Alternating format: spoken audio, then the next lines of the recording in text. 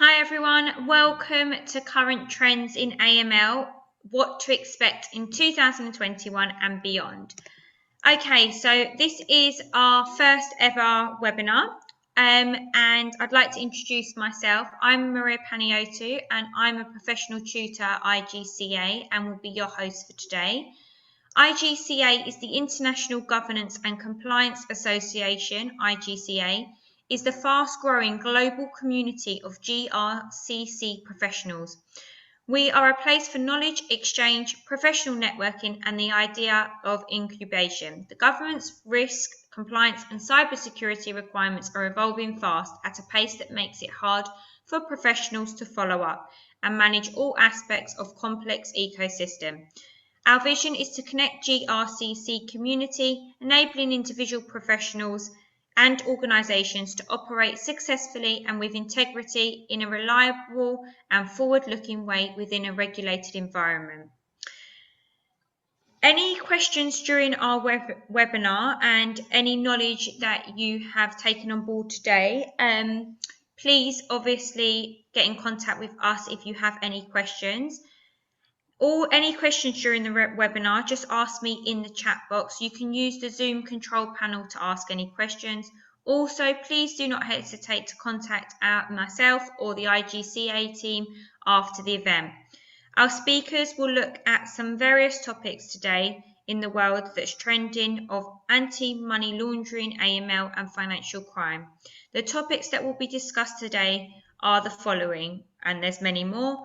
But one of them would be, how has the use of technology in financial crime within a particular focus on the digital and crypto world changed the way AML professionals operate? Will stricter fines and increased sentencing for money launderers help reduce crime? Likewise, how has technology helped quell money laundering and financial crime? Smart digital identification and verification and AL, for example, and many more.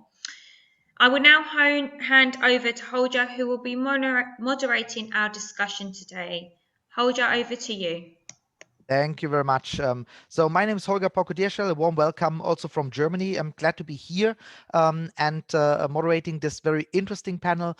So I'm myself, I'm a freelance consultant at the moment. I started my career over 10 years ago as an analyst, worked my way up until a global responsibility at one of Germany's largest banks before changing to consulting. I'm really burning for all of this AML topics. So we will have some interesting discussion today.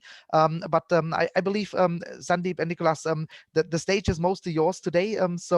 Please introduce yourself to our audience. Sandeep, just get it started.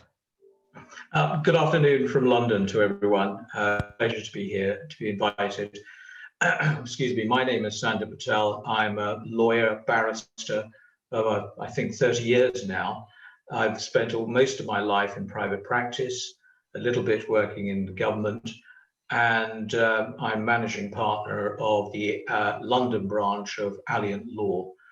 And I've spent a good part of my life working within the AML sphere. Okay, thank you very much. So Nicholas, the stage is yours. Yeah, good afternoon from Cardiff, not far from Sandeep, not that we can go very far at the minute anyway. Firstly, thank you for inviting me to partake in this webinar today. My name is Nick Ryder. I'm a professor in financial crime and head of research at the law school at the University West of England, Bristol. I've been researching financial crime and focusing on money laundering and terrorism financing for the last 15 years. I've written many, as my students would say, very boring scholarly works on money laundering, terrorism financing, but I've been very fortunate enough to be involved in a number of externally funded projects which have been involved with sort of more applied research in relation to the compliance sector. So thank you for the introductions and nice to meet you all today. Thank you very much, and I can confirm not all of them are boring. So Nicholas, don't worry about this. And you give a great point here. Not that we are able to really visit each other, and I think we are all getting sick of this whole situation with the pandemic and with the lockdowns and everything. But I've seen that a lot of criminals are quite happy about the situation, and they're quite inventive on how to exploit it. So I'm limit myself on discovering Netflix, but they are discovering a lot of more opportunities, defrauding even governments like the government of Germany. So maybe Sandeep, what's your experience in this? And any new developments, what our criminals are doing? Absolutely, Volja. Criminals never stand still, and they've treated the pandemic as a once-in-a-generation opportunity to expand their portfolio of crimes.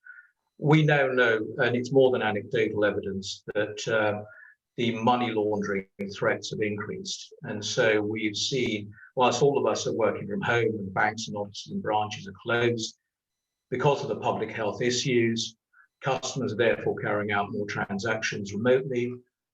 And if that continues over the medium to long term and the economic downturn continues, then criminals will thrive. So just very quickly, by way of example, the primary fraudulent activities include, this is not an exhaustive list, impersonation of officials. We've seen that in relation to bank officials, and more pertinently here and abroad, impersonation of tax authorities. And that is a growing risk. Counterfeiting or essential goods, medical supplies and medicines. In the course of my work as a lawyer, I've had direct experience of counterfeit PPE. Fundraising for fake charities, fraudulent investment scams are on the increase. We know that from a recent report by Europol. And of course, general cybercrime. They're still there. That's proliferated. So that's in a nutshell, a short list of what's been happening. Okay, thank you so much. So Nicholas, what's your view on this? I really agree with what Sandeep has said. I think we are seeing a significant increase of cybercrime, and one of the things I've noticed, and I think my students have noticed, is the number of spamming and phishing emails that we get purporting to be from certain government departments offering you, for example, a tax rebate that's linked into COVID. And I think the other intriguing part with regards to the furlough scheme in the UK is, of course, the fraud which is associated with that furlough scheme. There was a report last year by the National Audit Office that claimed the amount of fraud linked into the furlough scheme is approximately £3.2 billion. So I think that what we are seeing, more reported investigations by HM Revenue and Customs, more prosecutions, and ultimately even more convictions. But yeah, I think just to really echo what Sandeep said in his answer, we are seeing a lot more cybercrime, impersonations, and financial fraud. So if anything, it just shows that your white collar criminals will never sit still. They will try to I suppose attack might not be the right word, but to victimize the more vulnerable members of society, where people's anxiety levels are quite high, quite rightly high, and then people just might reply to that email that they shouldn't have replied to, or open that web link, or open that text message. So you can understand why people might be a little bit more off guard with some of these camps. Yeah, we are living in a situation or in a time where a lot of people are afraid, and the criminals are exploiting this fear quite effectively, indeed. As you said, they're not sitting still. They're quite innovative, and they always try and error with new schemes and typologies. Do you think that lawmakers and regulators are fast enough to cope with this speed and get information out, not only to potential victims, but also to banks, that they can adjust their transaction monitorings, their filters, or things like this, Nicholas? That's a very good question. And I think based upon the research that I've been involved in for the last 15 years, is that sadly, a lot of the response by law enforcement agencies and government is going to be reactionary. I think it's very difficult to pre-guess the an emerging typology or an emerging pattern. And I think that, you know, governments have a very difficult job in responding, and we've seen obviously, you know, new guidance published by the Financial Action Task Force. I think, and I know we'll probably address this a little bit later on, but I think part of the difficulty is trying to get a consistent message across to consumers, investors of these potential fraudulent scams. You know, it's all fine. Maybe the members of the panel and people listening who are experts in the field are very well aware that they shouldn't be replying to an email or they shouldn't be replying to a quick rich scam. But of course, it's members of the public who might be vulnerable consumers struggling financially with the pandemic, who've lost their job, will think, well, maybe I should try this investment scam and hand over my life savings or a proportion of them. So the 8 packages were paid out quite fast by governments as a reaction of this pandemic situation and the resulting economic crisis. In mostly all of the countries, there were no real safeguards included, and a lot of pressure was put to banks to identify potential fraudulent payouts. So Sandeep, what are your thoughts around this? Was this careless for the governments? Was it necessary? And how should banks react on this? Well, that's a really good point, Holger. In my view, the present system of STRs or SARs is simply not fit for purpose because the obligation is placed upon the banks to be the police of the gatekeepers, but also the police keepers, so to speak. And in my view, it's just simply not realistic to expect banks to scrutinize the internal transactions of, when we're dealing with MPPs. So for example, wallet providers or mobile money providers, the data is simply not available, and transaction values are often small. Nicholas will know more about this in the course of his research. And so it's simply, the present situation we all accept, I think, is unsatisfactory. And it's been exacerbated by the pandemic because compliance is made all the more difficult by remote working. There is anecdotal evidence that stultified AML initiatives, but we won't know really what the true picture is until we see some visibility in about 12 months' time to 18 months' time. But to assume that banks are the regulators is, I think, living in the old world where the law enforcement agencies followed the money. The new paradigm is follow the data. Now, and so that's proving very, very difficult. And in my view, the future lies in greater collaboration and partnership between banks on one hand and fintechs and NPPs on the other. I think that will create a better system and also replacing the antiquated SAR STR system, which we all know is to large part window dressing. And later on, we'll come to the banking scandals, which were last year, where banks received record fines. And so it's quite clear that's not working. And I've got some views, and I'm sure Nicholas has, as how that could be approached.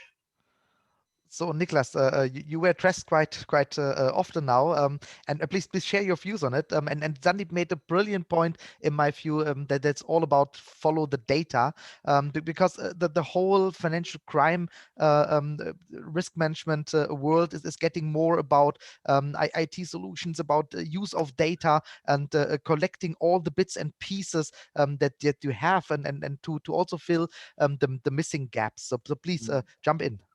Yeah, just to address some of the points that Sandeep raised, he's correct. The SARS regime is not fit for purpose. It's not been fit for purpose for many, many decades.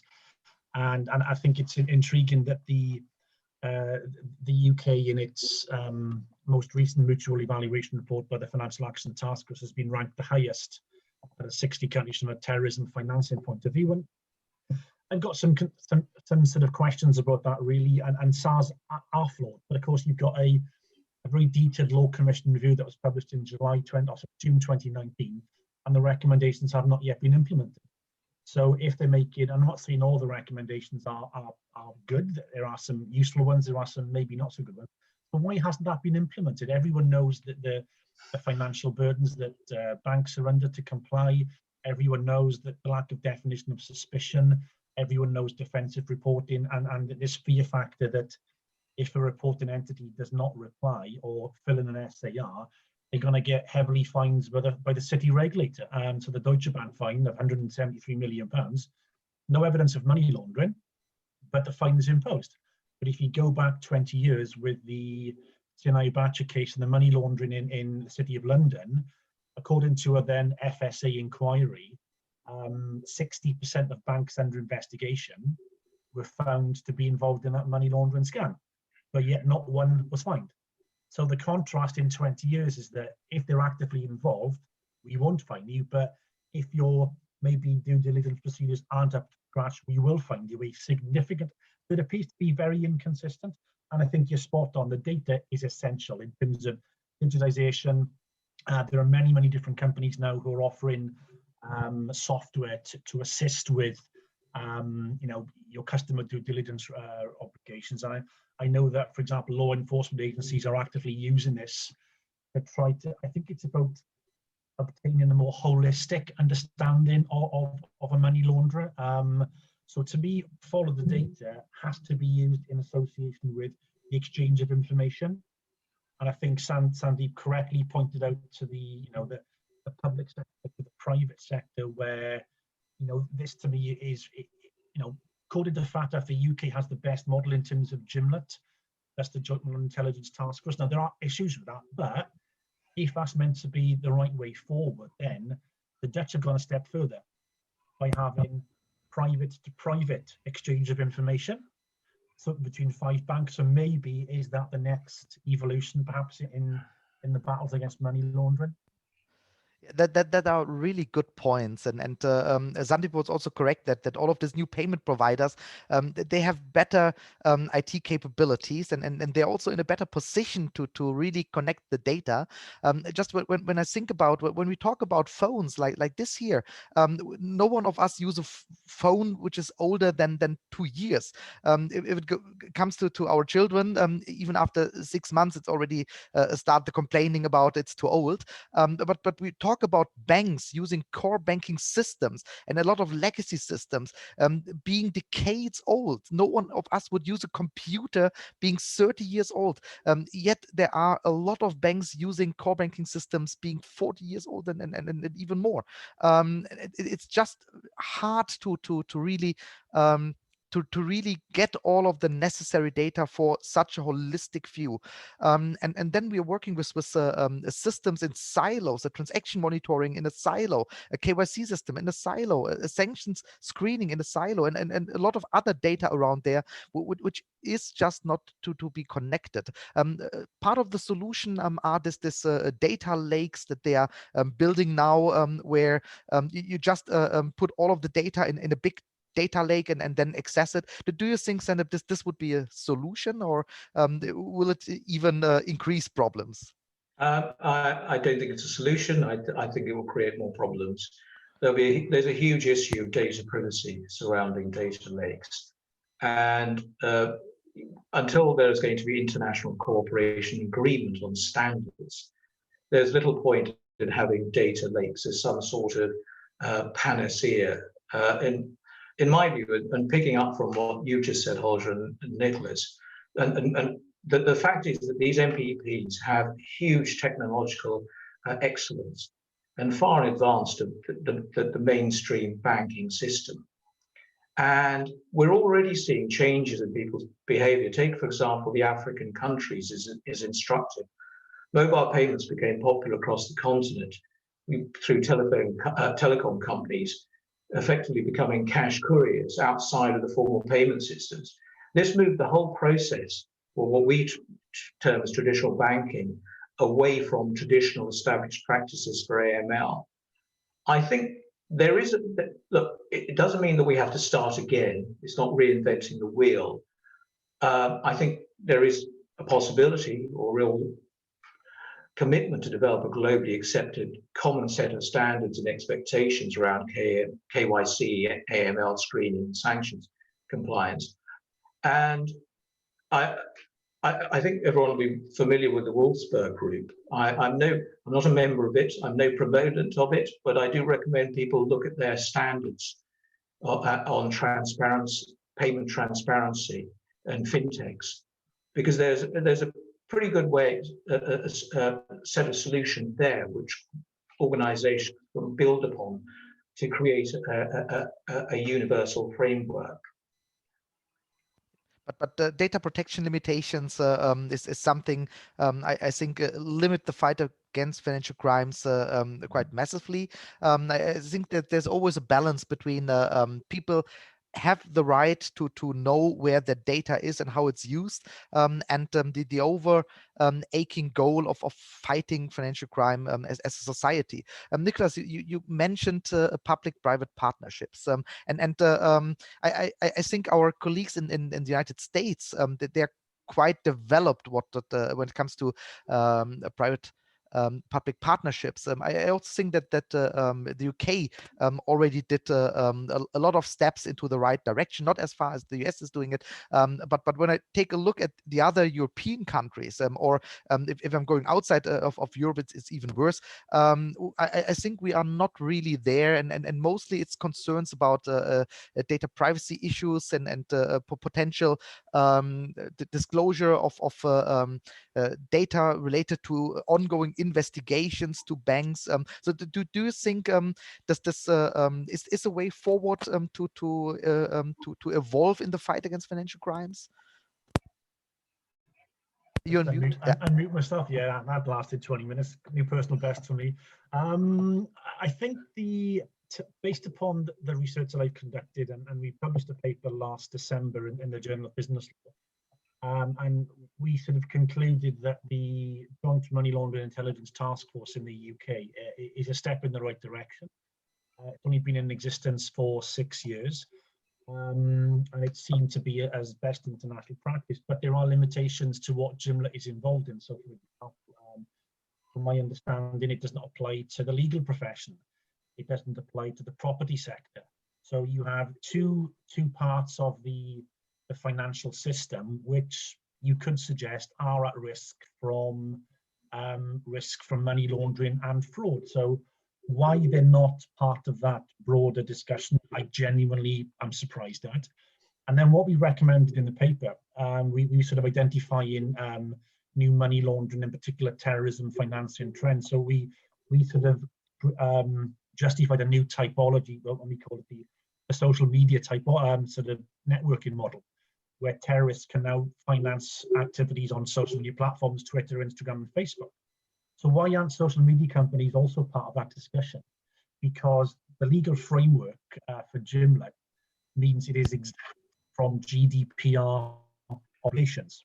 Yep. So with information highway or gateway, change of information allowed under legislation 4 years ago. So to me, that is the way forward. I don't think we're quite there yet for the perfect model. And it's as if since the UK's creation of JIMLA, Thailand, Singapore, Hong Kong, other nations are now beginning to follow a similar model. So I think it'll be intriguing to see how that evolves over the next 2 to 3 years. We have a question which is going to the same direction, but on the other side, talking about private partnerships, utilities. So we have seen in the Nordics building up a KYC utility. We see the Netherlands have now transaction monitoring utility, where banks and private sector actors combine their efforts in order to more effectively fight financial crimes. So Sandy, what is your view on it? Is this another good way forward to evolve in the fight against financial crimes? Yes, I think it's a positive direction. The general direction is in the last 12 months, as I've seen, and we've all seen, a general upsurge in public-private initiatives. And according to RUSI, which is the Royal United Services Institute, and its report last August, there were 23 financial crime information sharing partnerships in existence today. And Nicholas has already spoken about JIMLA, which is the UK was the first to vanguard this. And it's been pretty successful in the fight against money laundering. But as Nicholas identified, the results thus far are insubstantial. It's a useful tool, but given the scale of financial crime that we're looking at, it's huge. And so this is basically a step in the right direction, but there are many more steps to make. And the number of, so just picking up on your point, the number of regulated entities involved in such partnerships is very small. It's tiny at the moment. And so the problem with this, the volume of information shared and the public sector resourcing and partnership efforts is limited in that respect. And so it's positive, but what we need is collaborative analytics is needed with the banks and to identify the networks. So that's how I would describe this being, and therefore information sharing, which is data driven on that. I think the colleagues in the Netherlands are going a bit towards this direction where they exchange already financial data in order to more effectively monitor transactions. I also think that this would be a possible model to also include state actors at one point to really use both the data but also get first-hand insights. I think there are some kind of these partnerships in the US already where there's also data sharing on transactions and the involvement of state actors. But another struggle at the moment in fighting financial crimes is the constant struggle between homeschooling, Netflix, and day-to-day financial crime fighting activities on the job. So how do you cope with this different struggles, Nicholas? And what do you think how banks are struggling with the current work from home situation and homeschooling and co? Yeah, the joys of homeschooling. Yeah, I think it's. I mean, I'm not a compliance officer. I'm not a practitioner, so I can't say how an AML officer will work. But it must be very difficult where you might be stuck in the office, stuck in a flat somewhere, and you're trying to. I mean, how much impact does the broadband width have on accessing certain documents and information? So it's bound to be significantly harder. And I think, as Sandeep and I alluded to at the start of the webinar today, the amount of frauds that are now being committed are obviously going to increase.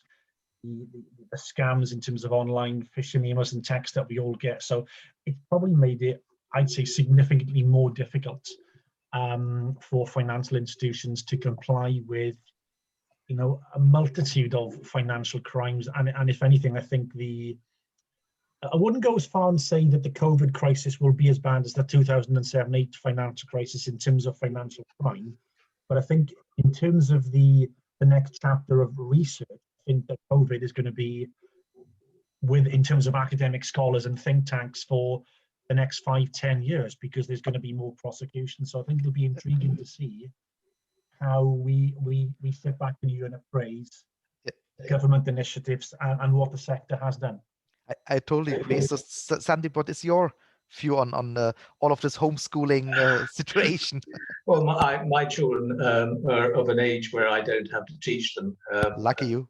Lucky for them as well, Holger. Otherwise, I would not make a good teacher, unlike Nicholas. So far as the key areas which have been impacted by COVID-19 crisis, and obviously depending on the magnitude of each country's outbreak, because it's not been universal. Some countries have suffered more than others. But in general terms, first of all, primarily one looks at supervision. And so AML CFT on-site inspections, we all know, have been postponed or substituted with desk-based inspections. We don't know yet what impact that has as to the quality of compliance. But we know in some instances on-site inspections are only conducted for high-risk sectors or entities. There have also been delays in new AML CFT policy and legislative initiatives in many jurisdictions. We know that some countries are going to roll out new initiatives. They put them, postponed them, because obviously they've got different things the policymakers have got other things to deal with. Regarding sanctions and remedial actions, a number of countries have introduced suspensions on decisions. We've seen that. So putting them on hold, including fines, suspensions on AML, CFT violations, suspensions on fines. We've also seen a delay in registering new companies and registries, which is a real problem when we're dealing with UBOs. Also, there's been an impact on STRs, and I speak about jurisdictions that still rely on paper-based reporting systems that have proved to be inadequate. Also, inadequate database software. Holger, you mentioned antiquated legacy systems, which still exist because they're too complicated to remove. And we've seen a delay in processing of reports. So again, there's been substantial, I think at this stage it's mostly anecdotal, but as Nicholas said, people will be looking at this in the years to come to see how this is really truly impacted. And you're absolutely right. Just also talking about this basic struggles, that there are no online processes for registrations, that there are public offices not being able to work remotely, but not only public offices, but also private companies where the colleagues don't have cell phones, don't have laptops, and suddenly they should work from home because they're not allowed to go to the office anymore. So we're struggling already in the 21st century with such basic things where each one of us say it's crazy, but just move away from this basic struggles up to more sophisticated IT solutions. So do you think, based on the pandemic and all the things surrounding it, we will see maybe an explosion of IT innovations helping us for in the fight for financial crimes, also helping law enforcement in the fights against financial crimes? So Sandeep, maybe you first. Okay, thank you. Well, absolutely. I mean, technology, as we all know, plays a big part because, as I keep saying, we all agree, if you follow the data, you need technology to follow the data. And how will technology transform KYC AML solutions? A lot is said about artificial intelligence. It's not there where we truly have artificial intelligence, but I do feel that technology which is AI leveraged is already having an enormous impact on AML compliance, and will continue to do so. I think there'll be more invested in technology, especially with AI links to it. So we know that GCHQ today announced that it was going to adopt AI more readily in its work. I think that's in relation to disinformation, but that's just by way of example. So the areas which will have an impact upon workflow automation, the cumbersome manual identity verification, that's all going to be dealt with by AI in the future, and rightly so. Dealing with massive amounts of data, especially document recognition. I think the most attractive feature of AI is going to be the ability to identify various transactions leading to UBOs. I think that's going to be a real challenge. So what is called link analysis. And I think that's going to play a big part. And also AI will have obviously a natural language processing. As I mentioned, the ability to read and comprehend detail is going to have an enormous impact on maintaining sustainable compliance with AML. So the short answer to your question is yes. So I totally agree that especially data analytic capabilities to identify links and networks, at least within your own data, but also using data from the public space is getting more and more important, because we cannot just limit ourselves to only the data that we have in-house. But what is your academic view on this, Nicholas? Do we see an explosion in IT innovation in the fight against financial crimes? Yes. Yeah. Okay. Very short answer. I think it's inevitable. And one of the current funded projects I'm involved in is funded by the British government, and I can't go into too much details because of confidentiality issues, but what we're looking to do with a tech company is how they're using software that can assist with your money laundering, fraud, terrorism, finance, and investigation. So, for example, if you look at one of the examples of Gimlet working was the London Borough Market attack in 2017, where they claimed they were able to identify how it was financed within 12 or 24 hours, which is a very, very quick for terrorism financing. And there's software which exists that shows that that work can be done now in under 10 minutes. Obviously, it's always going to be retrospective. It's never going to be preempting an attack. So for me, I think new technology, artificial intelligence, hopefully not to the level of Skynet in Terminator 2, but you get my point, it will facilitate into investigations. And I think it will in terms of speeding up the investigation process. But I think it still has to be managed by a money laundering investigator within the police forces. Yeah. But I think it's all good having new software to help the banks to comply with the onerous regulations, but this also applies to the National Crime Agency. It also applies to the Financial Conduct Authority. And of course, if you look at the 2018 FATF report, one of their criticisms is the NCA needs new computer software systems. It needs more staff. So we can argue that AI will do X, Y, Z, but ultimately there needs to be direction from the government to provide more funding to allow training of officers with the new forms of technology, depending on what company they contract with. But I think it's about having, ideally, a system for all police forces that allows them to, if it's open source data, or if it is, I'm not a technology expert, I couldn't tell you, but that's what they need, I think, to embrace a bit more. But holistically, I think, as a policy deliverable. I totally agree with you that at the moment, and I also think for the foreseeable future, we are not at a point where the human investigator will be completely replaced. But all of this IT solutions can support him and lift the burden of a lot of manual, boring tasks and enable more high class work. And what I always find fascinating in the movie series The Godfather is the evolvement of the mafia that you can see there. So in the first one, the street sucks and they're shooting on the streets and bullying shops for a couple of dollars. And in the last one, we talk about lawyers, accountants, about real estate and all the things, that the involvement. And I think if there would be a fourth part, they would be now IT doctors and cyber criminals and everything. So there's a real involvement, which is sometimes fascinating also to see.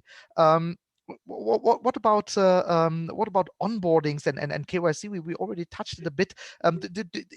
Have we left a time where we go to a bank for an onboarding?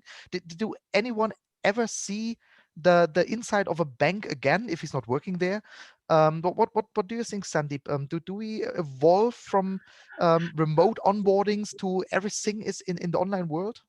I think so. My wife was saying that we're losing another bank in our local town again.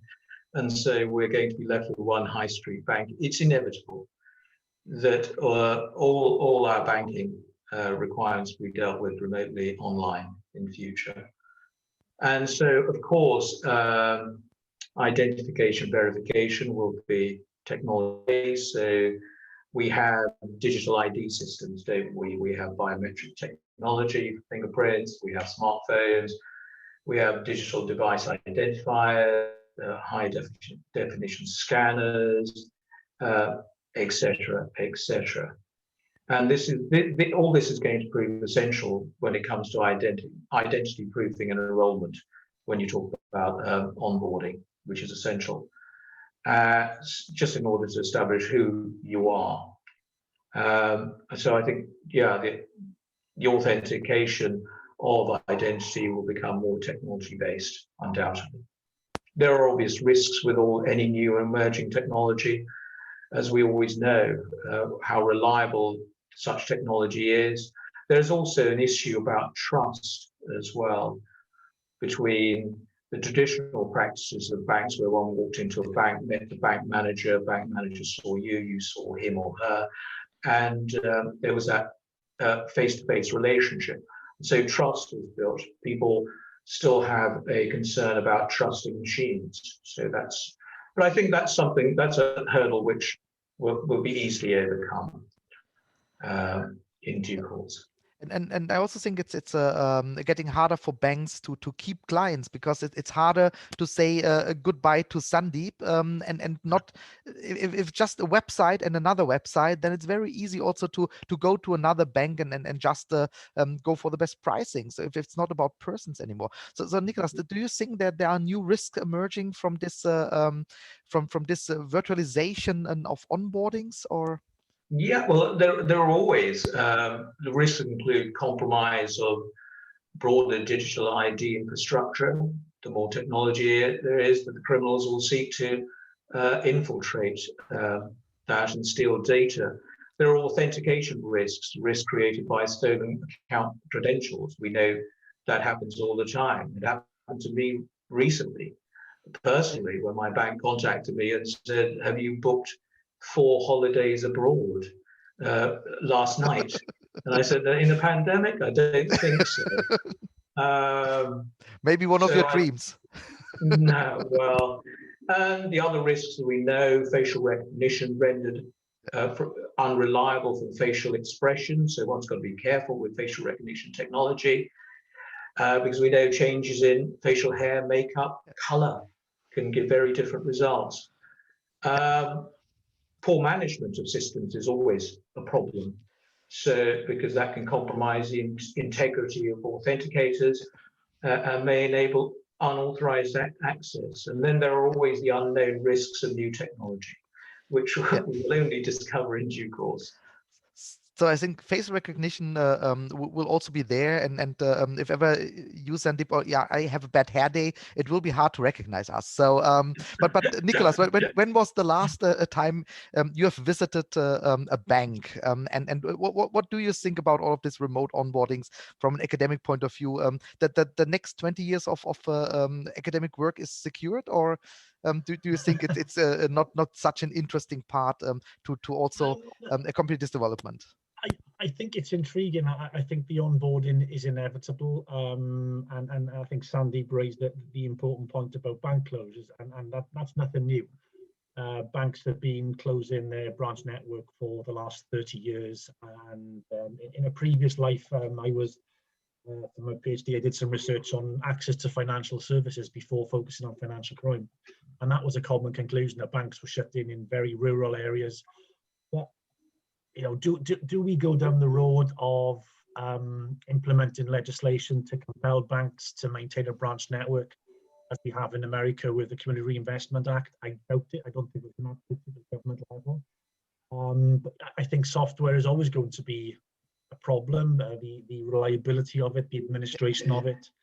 I think it does present some intriguing challenges, but they'll come down to, I think, how consumers will. Once hopefully the vaccination process continues to be rolled out across the world, will people then feel comfortable going back into high streets and going back into their bank? I mean, the last time I went into my bank was maybe 15, 16 months ago. Okay. But of course, with the pandemic, I've not been back into the office since last March, which is quite scary, actually. So I think it's an ongoing problem, and I don't quite know how it will resolve itself, really. Okay. So one other topic that we're having, we have seen since the implementation of the fourth AMLD, this UBO registers popping up in each of the member states, but also in other countries now, and in the European Union, we had a very fragmented implementation of this requirement. Some of them have public trust, some not. Some are openly accessible, some are not. What are your thoughts about this registers? Are we going into a right direction? What need to be changed, and do we need to have something like an onboarding at this registers in order to as Sandeep also said, to summarize all the data and collect all the data at one single point. So Nicholas, what are your thoughts around this registers? Are we going the right direction, or what need to change? I think it's maybe a step in the right direction. Again, I don't think it's a perfect answer to the problems. And I think, as Sandeep said earlier, if you are collecting data, if you want to use the term data lake or a data storage system, it's, is that system open to abuse? How secure is the system? How secure is the software? Can the software be hacked? Can information be stolen? So, I mean, we've seen a gluttony of examples in the last 15 years of cyber hacks, hacktivists who want to be paid in Bitcoin, and we've seen ISIS sympathizers who will impose ransomware on multinational corporations, and if the isn't paid in Bitcoin, of course, then that provides a high level of anonymity. So I think it's a step in the right direction, but again, I still don't quite know what the perfect solution will be. Sorry. So Sandeep, what are your thoughts around it? I'm in total agreement with Nicholas. It's a step in the right direction, but in my view, no one should view UBO registers as providing a holy grail for KYC. They're useful in the sense they provide another data point, which is going to be useful streamlining KYC processes and indeed allowing for greater introduction of automation. But look, the experience with UBO registers has been patchy in Europe and generally. And ironically, there is a view that they could actually be counterproductive, because it might, you could find yourself in a situation where banks will find it harder to keep check of criminals in their books because they'll use tactics to bypass KYC checks by making sure that their customer provided data which is different. And so we know, for example, or there is a great fear that more companies will be using nominee directors, including the appointment of relatives and other straw men, to ensure that legitimate owners will fall below the 25% reporting threshold. And so hence it becomes easier to conceal the identity of a company's UBO. And so there are real problems with UBO registers, as we know, indeed, because they're populated through self-reporting. Some are open, some are not. The United States has a very different view on registers as to whether they should be public or not. And just looking at European Union, according to my calculations, only 13 countries have open registers at the moment. And we all know that there are certain countries who simply will not even provide any form of register. I'm ambivalent at the moment about the efficacy of UBO registers. I think it's a step in the right direction, but it's nowhere near the panacea that it's claimed to be.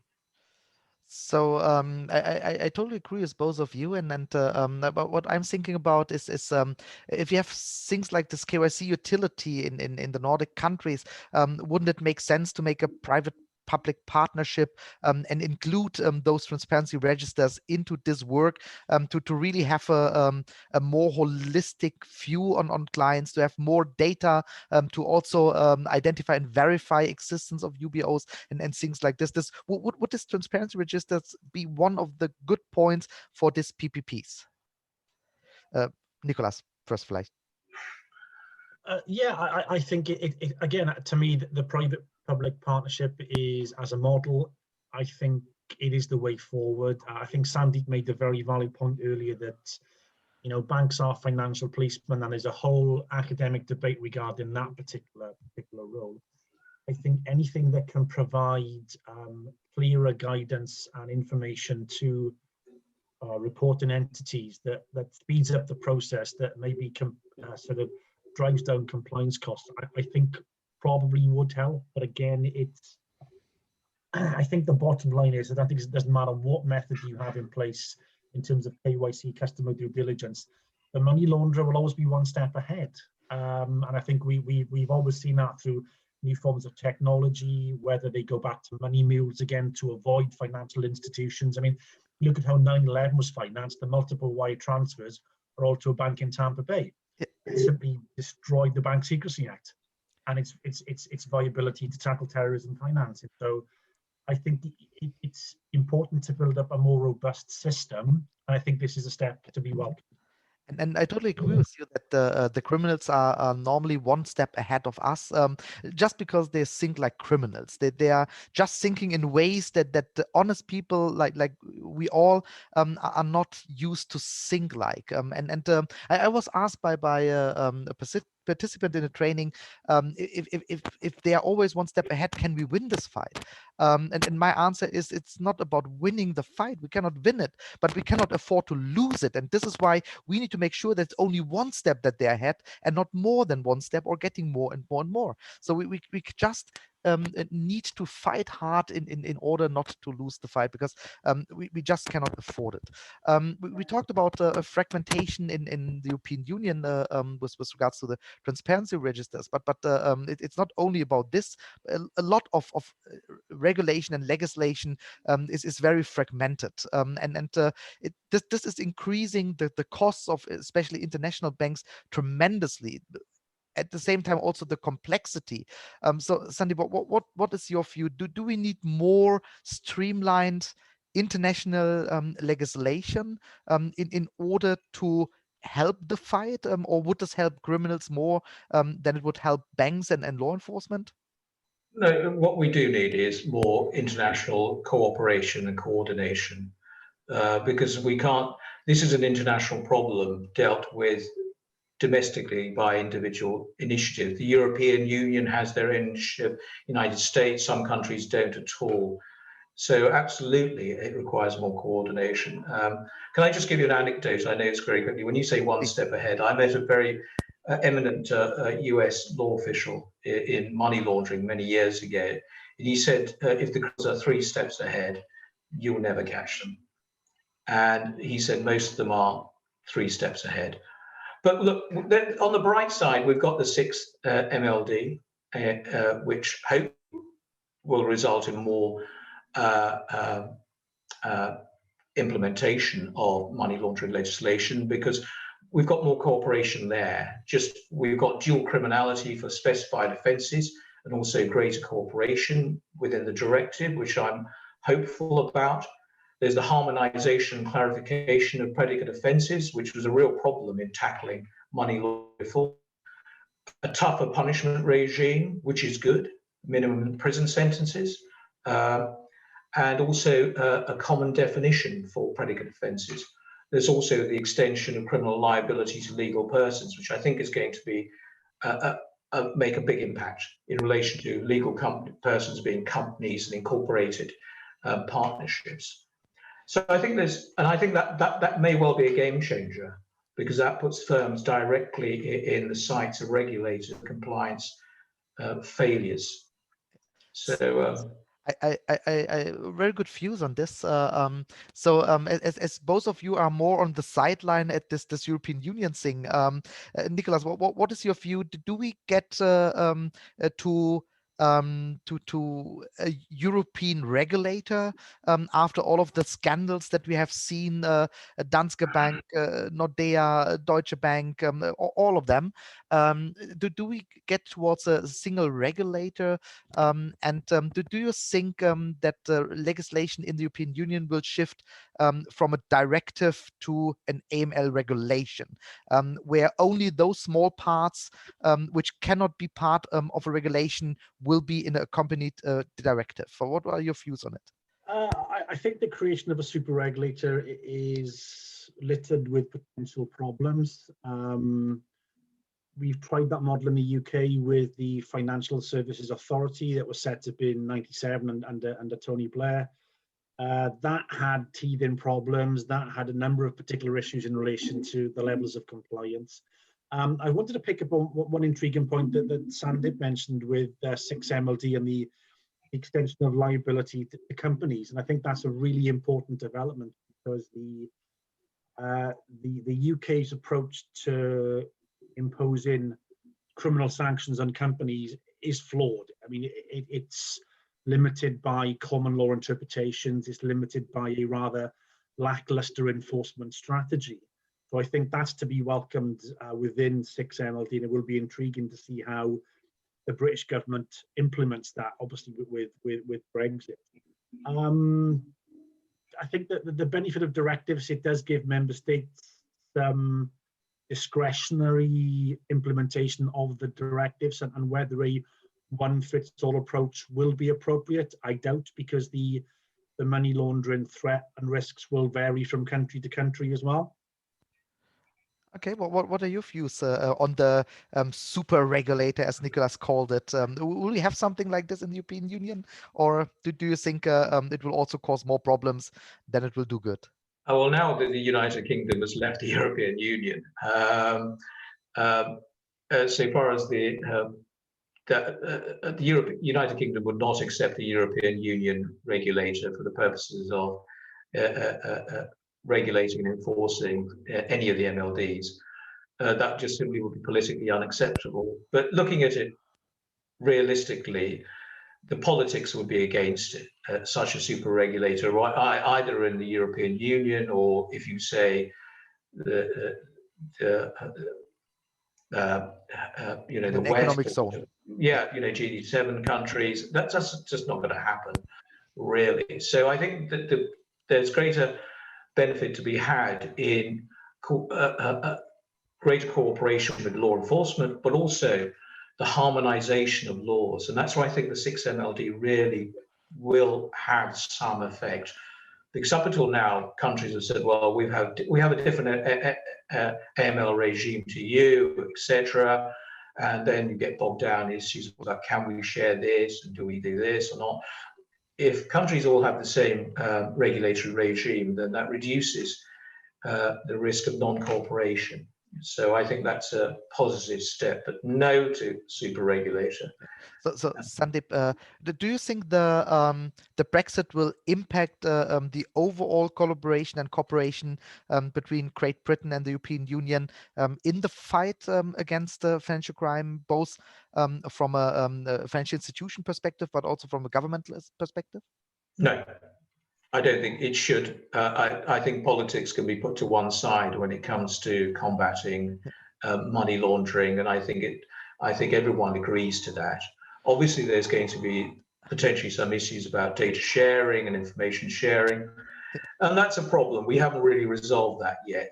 But I think all the countries, all the members of the European Union, the United Kingdom government, accept that it requires international cooperation because of the scandals we had last year, with Goldman Sachs, Westpac, and Bank in Australia. You mentioned the Nordic banks. I mean, that was huge. That was in the vicinity of $200 billion, and involved incredible money laundering on an unprecedented scale. We had Deutsche Bank, $150 million. So I think it's in everyone's interest, including the treasuries of each country, to maintain strict compliance coordination, because these are vast amounts of money which are being pulled into treasury coffers at a time of diminishing tax returns.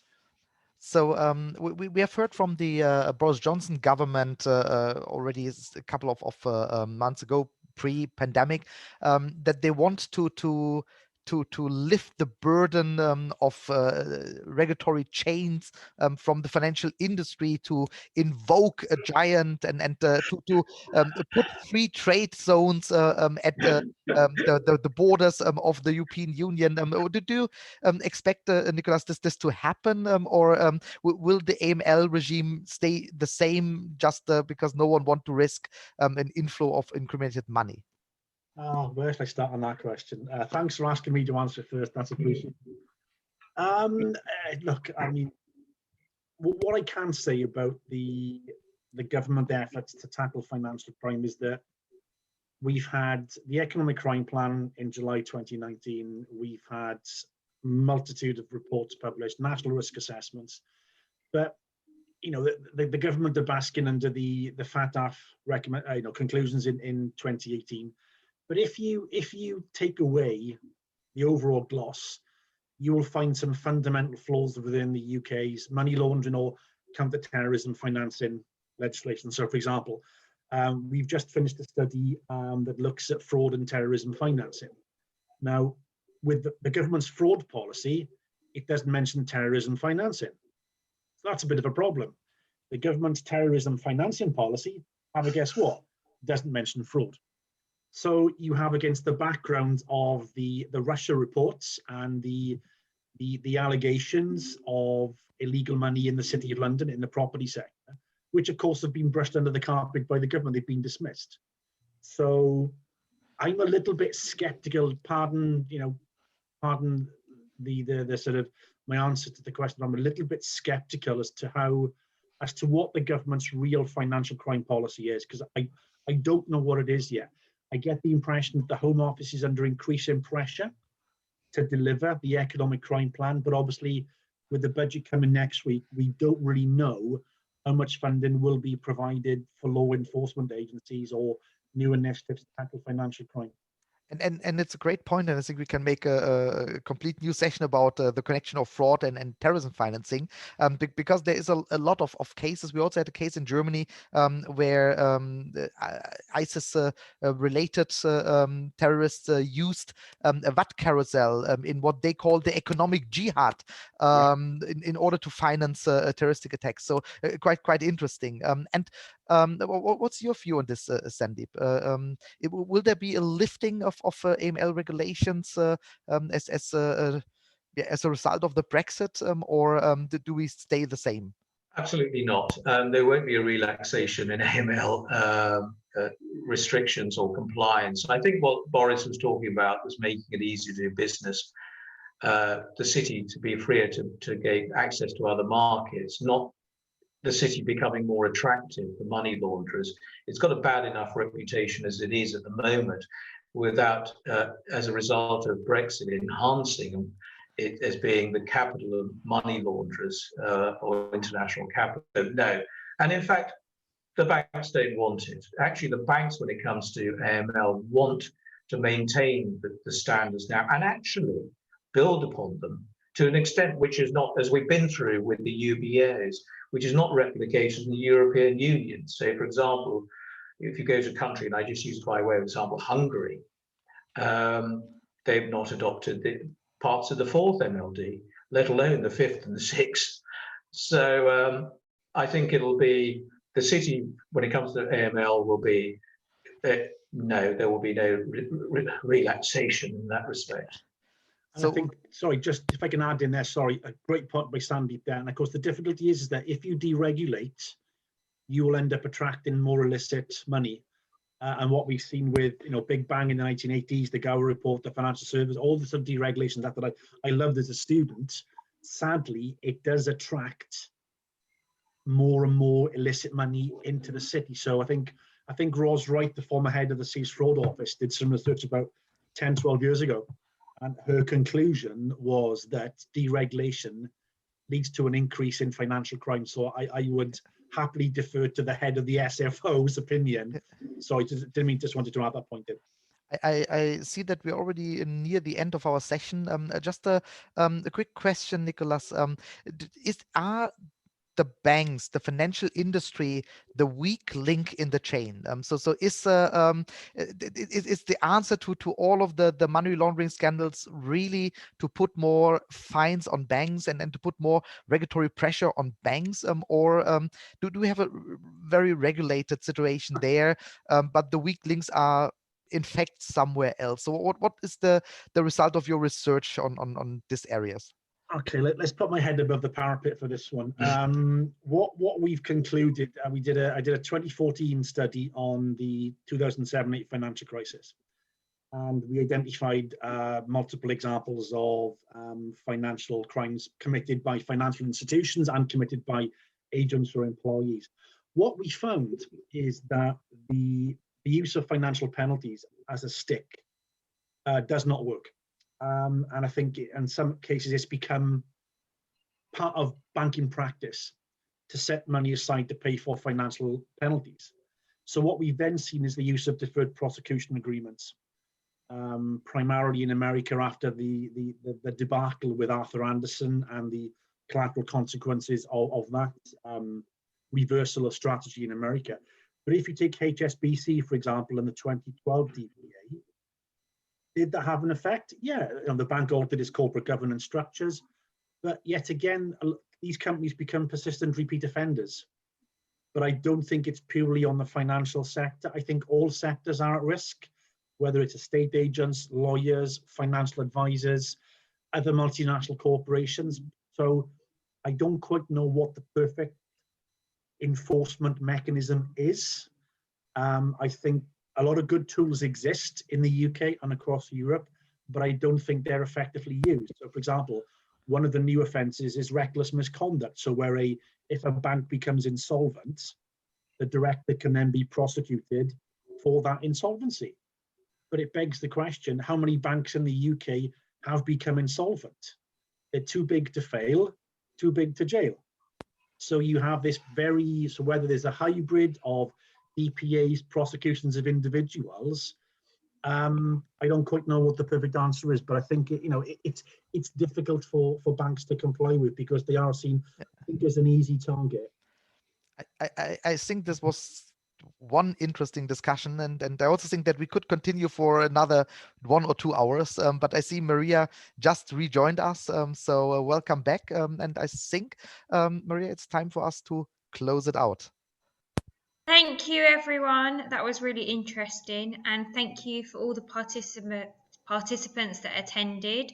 I'd like to say goodbye and thank you again to all our speakers. And if you would like to become an IGCA member, I'm just putting. You're muted, Maria. Was I muted the whole time? No. Just after, if you want to become a member. Yeah, if you'd like to become a member, I've just put in the chat box some information for the link that you can go onto our website and you can see how to become an IGCA member, and if you have any questions, to contact us and any of the team. So thank you again, guys, and hopefully we will see you in our next webinar. Stay safe and healthy. Bye-bye. Thank you. Bye. Bye-bye. Goodbye, everyone. Thank you very much.